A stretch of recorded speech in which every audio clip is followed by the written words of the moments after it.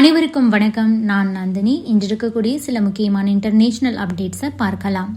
Israel மீது Iran எப்போது போர் தொடுப்பாங்க? ஈரானுக்கு உதவும் பாகிஸ்தான். வங்கதேசத்தை வீழ்த்துவதற்காக போடப்பட்ட திட்டம். 54 ஆண்டுகளுக்கு பின்பு பழி தீர்த்த பாகிஸ்தான். இது பற்றியெல்லாம் தான் நாம் இப்போ விரிவா பார்க்க போறோம். முதலில் இஸ்ரேல் மீது ஈரான் எப்போது போர் தொடுக்கும்? ஹமாஸ் தலைவர் இஸ்மாயில் ஹனியே கொல்லப்பட்டதுக்கு சரியான நேரத்துல பொருத்தமான முறையில ஈரான் இஸ்ரேலுக்கு பதிலடி கொடுக்கும்னு அந்த நாட்டோட பொறுப்பு வெளியுறவுத்துறை அமைச்சர் பேசியிருக்காரு. முஸ்லிம் நாடுகளோட கூட்டமைப்பு கூட்டத்துல தான் இதை தெரிவிச்சிருக்காரு. இஸ்ரேல் மீது ஈரான் தாக்குதல் நடத்தினால் அமெரிக்கா இஸ்ரேலுக்கு ஆதரவாக இருக்கும்னு தெரிவிக்கப்பட்டிருக்கு. 2 நாட்களுக்கு முன்புதான் அவசரமா அதிபர் பைடன் ஒயிட் ஹவுஸ்ல கமலா ஹாரிஸோட ஆலோசனை நடத்தியிருக்காரு. அதன் பிறகுதான் USS லாபூன் மற்றும் USS கோல் ஆகிய 2 அமெரிக்க டெஸ்ட்ராயர் போர்க்கப்பல்கள் செங்கடலுக்கு அனுப்பி வைக்கப்பட்டிருக்கு. இதனைத் தொடர்ந்து USS தியோடோர் ரூஸ்வெல்ட் ஏர்கிராப்ட் கேரியரும் கூட அந்த பகுதியை நோக்கி அனுப்பி வைக்கப்படும் அப்படின்னு சொல்லப்படுது. இந்த நிலையில தான் சரியான நேரத்துல பொருத்தமான முறையில் ஈரான் இஸ்ரேலுக்கு பதிலடி கொடுக்கும்னு ஈரான் தெரிவிச்சிருக்காங்க. இந்த நேரத்துல பாகிஸ்தான் ஒரு முக்கிய முடிவை எடுத்திருக்கு. ஹமாஸ் லீடர் இஸ்மாயில் ஹனியே கொல்லப்பட்டது தொடர்பா பேச்சுவார்த்தை நடத்துவதற்காக OIC அப்படின்னு சொல்லப்படக்கூடிய organisation of Islamic cooperation Saudi அரேபியாவில் ஒரு மீட்டை நடத்தியிருக்காங்க. ஈரான் பாகிஸ்தான் நாடுகளோட அழைப்பிற்கு பிறகுதான் இந்த கூட்டமே நடந்திருக்கு. இஸ்லாமிக் கோஆபரேஷன் அப்படிங்கறது 57 முஸ்லிம் நாடுகளை உள்ளடக்கிய அமைப்பு. இந்த கூட்டத்துல தான் இஸ்ரேலுடன் ஈரான் போர் செய்தால் நாங்கள் உங்களுக்கு உதவுவோம், பாலிஸ்டிக் மிசைல்களை உங்களுக்கு நாங்கள் அனுப்பி வைப்போம் அப்படின்னுட்டு பாகிஸ்தான் பேசியிருக்காங்க.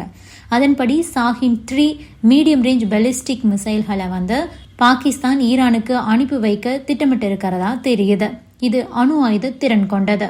ஈரான் அவங்க கிட்ட இருக்கக்கூடிய அணு ஆயுதங்களை பாகிஸ்தானோட இந்த ஏவுகணைகளை பயன்படுத்தி இஸ்ரேல் உள்ளிட்ட நாடுகளை தாக்க முடியும். ஏன் செங்கடல்ல இருக்கக்கூடிய அமெரிக்காவின் போர்க்கப்பல்களை கூட இதன் மூலமா ஈரான் தாக்க முடியும். இந்த நிலையில தான் ஈரானுக்கு ஏவுகணைகள் அனுப்புறதுக்கு பாகிஸ்தான் முன் வந்திருக்கு அப்படின்னு வெளியான தகவலுக்கு அமெரிக்கா ரியாக்ட் பண்ணிருக்காங்க.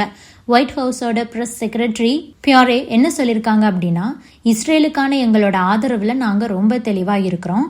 இஸ்ரேல் அவங்கள பாதுகாத்து கொள்ள தற்காத்து கொள்ள எல்லா உரிமையும் அவங்களுக்கு இருக்கு. அவங்களுக்கு நாங்க உறுதுணையாக இருக்கிறத உறுதி செய்யறோம்.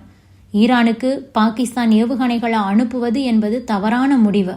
எந்த நாடு இதை செய்தாலும் நிலைமை இன்னும் மோசமாகத்தான் செய்யும் அப்படின்னு பேசியிருக்காங்க.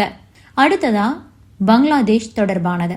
ஷேக் ஹசீனா ஆட்சியை வீழ்த்துவதற்காக போடப்பட்ட திட்டம் தொடர்பான சில தகவல்கள் வெளியாகி இருக்கு. பொதுவாக சர்வதேச அளவுல உலக அரசுகள் எப்படியெல்லாம் கவிழுமோ அப்படித்தான் வங்கதேசமும் கவிழ்ந்திருக்கு. அரசியல் மற்றும் மக்கள் புரட்சி அப்படின்னு சொன்னாவே ஒரு ப்ளூ பிரிண்டே இருக்குதுன்னு சொல்லலாம். முதலில் அரசு மீது மக்களுக்கு அதிருப்தி ஏற்படும். ஊடகங்கள், சோசியல் மீடியா மூலமா அது வெளிப்படும். ஏதாவது ஒரு விஷயத்துல அது போராட்டமாக மாறி மிகப்பெரிய போராட்டம் வெடிக்கும். அதற்கு பிறகு கலவரம் உண்டாகும், தாக்குதல்கள் எல்லாம் நடக்கும். இதற்கு பிறகுதான் ஆட்சி கவிழும். அப்படித்தான் ஒரு கனகச்சிதமான ப்ளூ பிரிண்ட் வங்கதேசத்துல நடந்திருக்கு. அது தீட்டப்பட்ட இடம் அப்படிங்கிறது லண்டன், சவுதி அரேபியா. தீட்டியது யார் அப்படிங்கிறது தான் அதிர்ச்சி தரக்கூடிய விஷயமே. பாகிஸ்தானோட ISI-யோடு இணைந்து லண்டன்ல இதற்கான திட்டங்கள் தீட்டப்பட்டதாக வங்கதேச இந்திய உளவுத்துறை அறிக்கைகள் தெரிவிக்குது. வங்கதேசத்தோட எதிர்கட்சியான BNP-யோட செயல் தலைவரும் கலிதா ஜியாவோட மகனுமான தாரிக் ரஹ்மானுக்கும் சவுதி அரேபியாவில் ISI அதிகாரிகளுக்கும் இடையிலான சந்திப்புக்கு பிறகுதான் இதெல்லாம் நடந்திருக்கு அப்படின்னு சொல்றாங்க. இதனை தொடர்ந்து ஆட்சியை கவிழ்க்க லண்டன்ல பல்வேறு திட்டங்களும் தீட்டப்பட்டிருக்கு. உதாரணமா வங்கதேச போராட்டத்துல ஷேக் ஹசீனாவுக்கு எதிரான போராட்டத்தை தூண்டிய பிரபலமான ஐடிக்கள் பெரும்பாலும் பாத்தீங்கன்னா பாகிஸ்தானை சேர்ந்தது. ஷேக் ஹசீனா அரசாங்கத்துக்கு எதிராக கிட்டத்தட்ட 50,000க்கும் அதிகமான அக்கவுண்ட்ஸ் மூலமா பாகிஸ்தான்ல இருந்து தான் நெகட்டிவான ட்வீட்ஸ் போடப்பட்டிருக்கு. திட்டமிட்டபடி பாகிஸ்தான் ராணுவமும் ISI-யும் ஹசீனாவோட அரசாங்கத்தை சீர்குலைத்து சீனா மற்றும் பாகிஸ்தானுக்கு ஆதரவா இருக்கக்கூடிய எதிர்கட்சியான BNP-ய மீட்டெடுக்கிறத நோக்கமாக வைத்துதான் இப்படி ஒரு பெரிய திட்டத்தையே தீட்டியிருக்காங்க.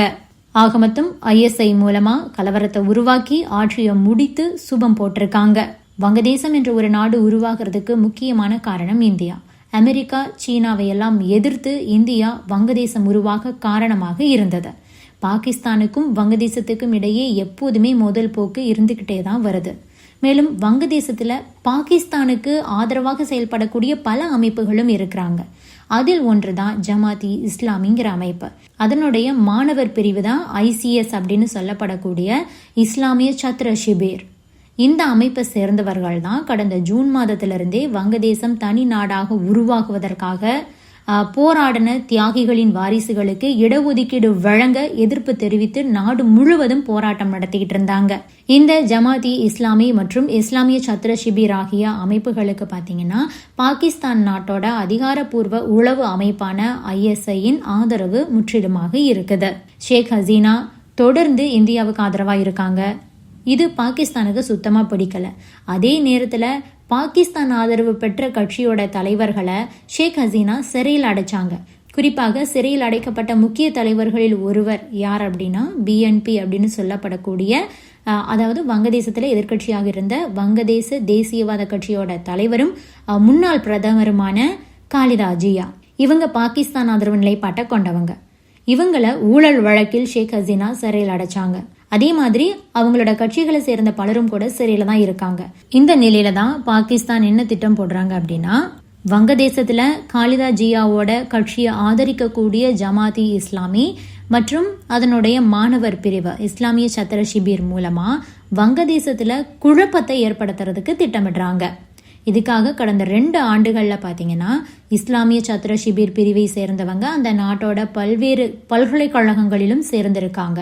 குறிப்பா டாக்கா யூனிவர்சிட்டி, சிட்டஹாங், ஜஹாங்கீர், சில்ஹெட் மற்றும் ராஜ்ஷாஹி ஆகிய யூனிவர்சிட்டிஸ்ல அதிக அளவுல அவங்க போய் சேர்ந்திருக்காங்க. அது மட்டும் இல்லாம அந்த யூனிவர்சிட்டிஸ்ல நடந்த மாணவர் அமைப்பு தேர்தல்களிலும் கூட அவங்க தான் வெற்றியும் பெற்றிருக்காங்க. இதனால அவங்க மிகவும் வலுவாக காலூன்றி இருக்காங்க அப்படின்னே சொல்லலாம். தற்போது இவங்க தான் இடஒதுக்கீட்டுக்கு எதிரான போராட்டத்தை தொடங்கி வச்சதே. இந்த அளவுக்கு வீரியமாகிறதுக்கு காரணமும் இந்த அமைப்புகள் தான். மேலும் ஒரு வாரத்துக்கு முன்னாடி கூட நடந்த மோதல்ல பாத்தீங்கன்னா ஒரே நாள்ல 110 பேர் வரைக்கும் கொலை செய்யப்பட்டிருக்காங்க. இதன் பிறகு இந்த போராட்டத்தை தீவிரமாக்கி ஷேக் ஹசீனாவை ராஜினாமா செய்ய வைக்க தூண்டியதும் இந்த அமைப்பு தான்.